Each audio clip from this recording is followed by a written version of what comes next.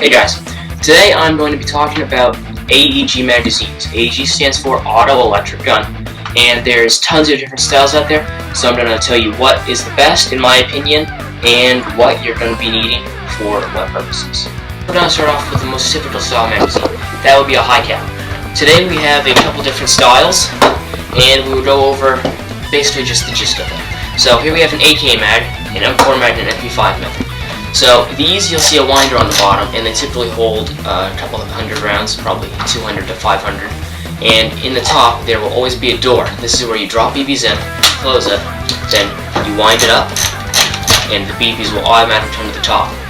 These are okay if you're in a CQB environment, but I would not recommend them for anything else because they are very loud when they are full, and you have to wind them up every time. And other than that, I'm not really a big fan of these, so I'll set those aside for now. Alright, so the next one we're going to go over are mid-cap mags. These are mid-caps. They do not have a winder on the bottom, they're not flash mags, I don't have any of those handy at the moment. So these, you just take your speed loader, drop the piece through the top, and that's it, they automatically feed through. The cons on these is that they typically don't hold more than 200 rounds. This one's 190 rounder, this one's 120, and they are just smaller, but they do not jiggle around. They are very quiet, and if you're going to play a milsim game or something like that, they would be ideal. We also have pistol mags. You'll see some very odd styles around here. The pros about skinnier mags like this is that they will fit. You can fit quite a few in a mag pouch. The cons are that they are very hard to get a hold of, and they can break easier. Alright, so on your mid-cap mag, you're going to need a speed loader, or I guess you can do it with your fingers, but you can't get very many and it hurts quite a bit. So, you stick this in there, just do this until your mag is completely full, and you're ready to go. So they're very simple.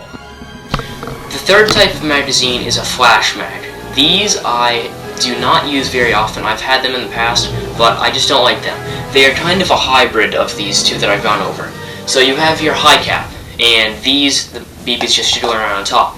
So on a flash mag, there's a door on top. You fill it up with BBs, but instead of there being a winder, the floor plate comes off, and there's a string on the bottom.